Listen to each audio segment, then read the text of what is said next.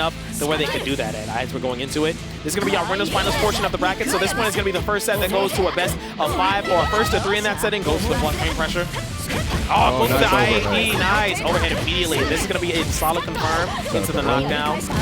Oh, and that's going to be the pop right over there. And that's going to be tricky stuff, that setting from there. Yeah, that's the type of thing Coma needs to do to get in early. Over pressure Saber, get her to block all these orbs, all these setups, so he can take over and get this done. Oh yeah, definitely. Good shield. Shields that. Holds the shield, yeah. That jump C I've been talking about, it's a really good, it's a main tool for Saber's toolkit for her to get in. I feel that. But look at the resources right now. You see he uses the plus frames for the level 1 super, and he does get the hit over there. But he just got shielded 2 times and decided to spend it for the BC to not interact. Yeah. So if Link Pendrago makes a mistake, if he does get shielded, or if he does get hit again, he's going to be fighting from a lot in order to even get that confirmed. The only thing he's sitting right over here is like a force release setup to recover. A lot of that recoverable health he has. But if he does get hit, it's going to be dangerous right over here for him. Coma gets the full combo with the knockdown, go for the orb setup, with the edge. Oh, good. I'm surprised he didn't go for the, I'm surprised. He needed that. He needed that. Grab him out of there. Try to go for the plus frame, but grab that, like you said, get the grab. Oh, but he hit the moon drive. I'm surprised he didn't counter that with a shield or something like that. Definitely. Good first round by Link. Yeah, it's a good first round, but it definitely could have went in Coma's favor if you would have had the right input from that call out. That was very unfortunate. Nice air. Oh, changes out the backdash. Says, no, you can't move at all.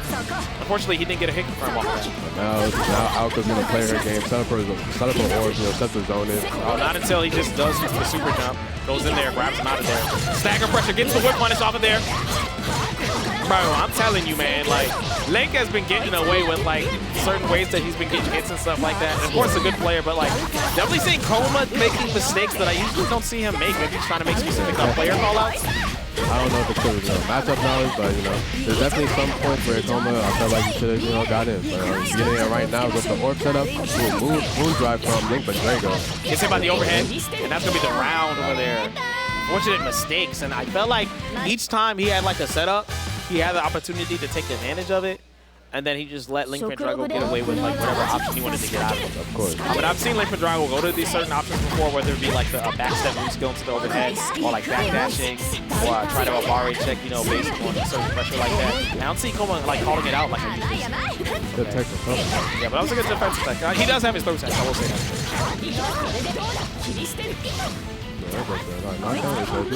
Ooh, the double overhead. Let's say about a second point. Ooh, watch them toes! He needs to get pedicure. Yeah, no. You gotta go to the jump throw. No, try to do the empty jump, but Coma reads it. Okay, he said you got athlete's foot. Hey, watch this. I got the itch. There you go. Negative orb setup. Good tech from Link Pendrago. Go for the shield. Oh, try to go for the A follow-up. Didn't want to deal with it. They confirmed this is gonna be a launcher. Low into the level 1. Grab. Oh, baits the. Oh, yeah, thinks better of it. Try to counteract the actual BC option. Do not want to play the shield game. At all. But that's going to be one of those things where, like, when you see your opponent not going into those hyper-committed positions, or if you see them going for the BC, man, that's when you, unfortunately, I think playing into that shield game and doing counter options into that is going to net you a lot better than playing the safe game that's going on. Because he's sacrificing a lot of rounds in order to do that.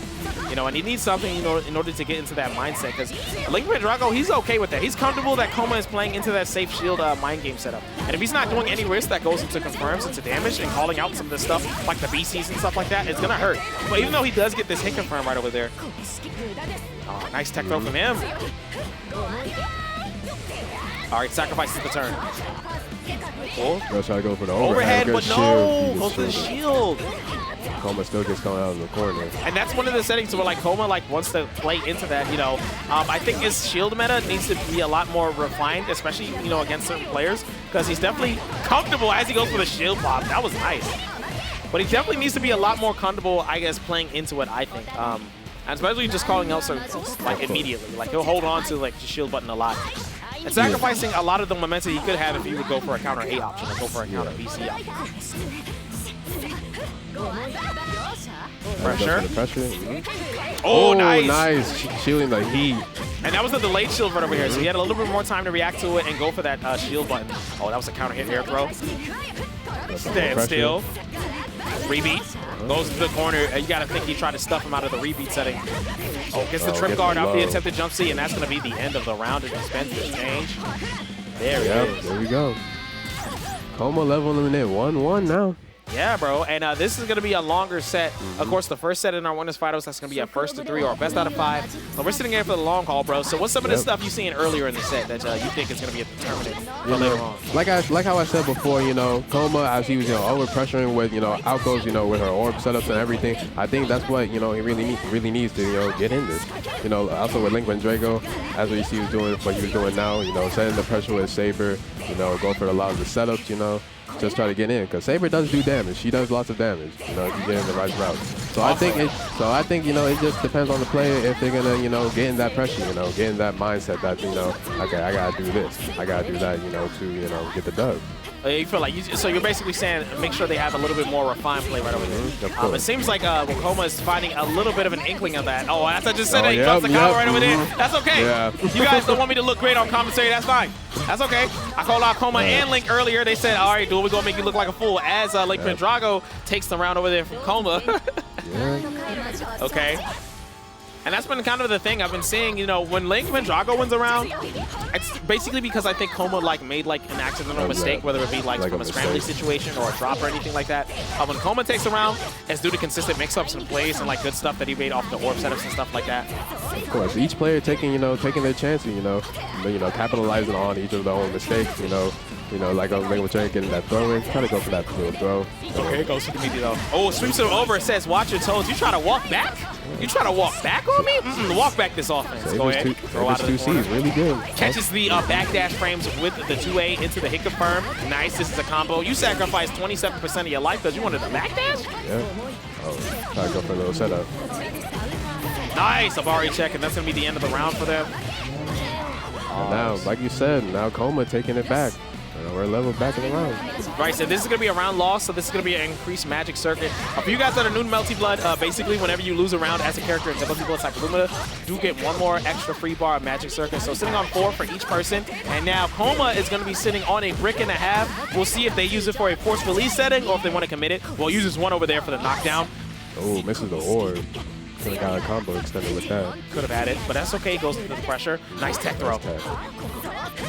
Ooh, but continues it. That's a full punish, too, off of the string. I got to think he wanted to cancel that into the plus frames, but it didn't work out in that setting with the mix. Pendrago's been getting hit with a lot of those trip guards, and it gets the pop, and that's going to be the round. And that was a counter hit, too. He wanted to press the button, so that was a fatal counter. He got the full combo confirmed. Great reaction. But that's the tricky stuff, like you said, off the negative edge for the projectiles. You can release it at any time. And his sense of timing to know when he wanted to defend himself, go out and do a jump back into a button, so good. So really. And that's when you got to sit there and respect it, but you don't want to afford it too much respect because Aoko was able to just go up into a lot of things. Nice. Pushing the pressure. Nice. Ooh, tries to go for the over, but then gets hit low. Now it's going to be into a full combo. Yeah, now this is his game. Like I said, when Coma does get to play and everything goes right, it's because all this stuff is right, and that's the cheap stuff. Blocking low, you should have been blocking low. That's how Aoko then gets countered and hit with the fatal counter. Oh, drops the combo, but still gets the pickup. Gets the parfait, and that's French for perfect. Oh my gosh.